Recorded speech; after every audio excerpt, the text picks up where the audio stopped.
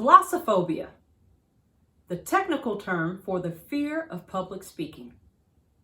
If you're watching this video, you may be one of 3 out of 4 people who have a fear of public speaking.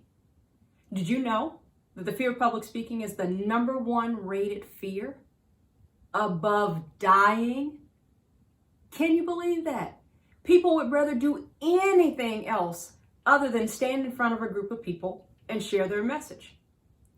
How would you like to be one of the 4 who don't have a fear, or at least are able to manage your fear of public speaking so that you can share your message with the world? I'm Christy Demetrakis, the empowered speaker, and over the years I have coached hundreds of people to become confident and dynamic speakers, allowing them to do exactly what I said, share their message with the world. In this episode of Empowered Speakers Want to Know, I'm going to share with you some of the tips that I teach people on how they can conquer their fears of public speaking. In this episode, we're going to talk about preparation. Preparation, simple term. Sometimes we do it well, sometimes we don't. How many of you have ever run a marathon? Yeah, no, not me either. Do I want to run a marathon? Okay, no. Okay, anyway, let's just keep that as the example for the moment though.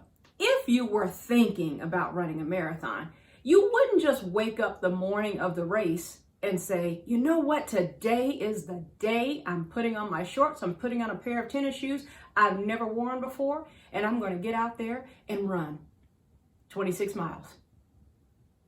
That's not a good idea.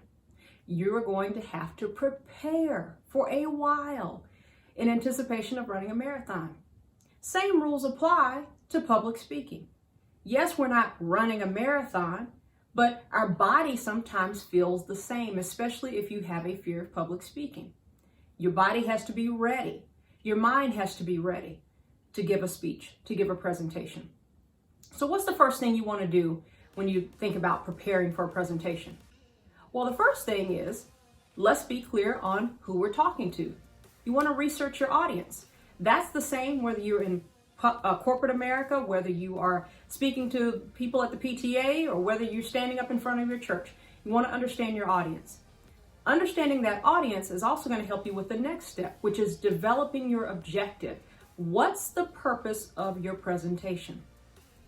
If you don't know that, you're just going to stand up and talk about things that people probably don't really care about. So you want to determine at the very beginning, what is it that you want the audience to say, do, feel when it's all said and done. Clarify your objective. Be really clear on your objective. And once your objective is clear, the other preparation becomes easier. You know exactly what charts you need to include in your presentation. You know what visual aids, what demonstrations, what products you need to have available for show and tell. You know exactly what you need to put together in your PowerPoint, and you know what things you need to put in your notes. So what's the first step? Understanding your audience. Once you understand your audience, developing your objectives becomes easier. And after you develop those objectives, how do you want the audience to respond? What do you want them to do? What action do you want them to take? When it's all said and done, it makes it much easier to prepare your visual aids, your PowerPoints, anything else that you need to bring that message to life, to ensure that at the end of the day, you get the results you want. That's my first tip, preparation.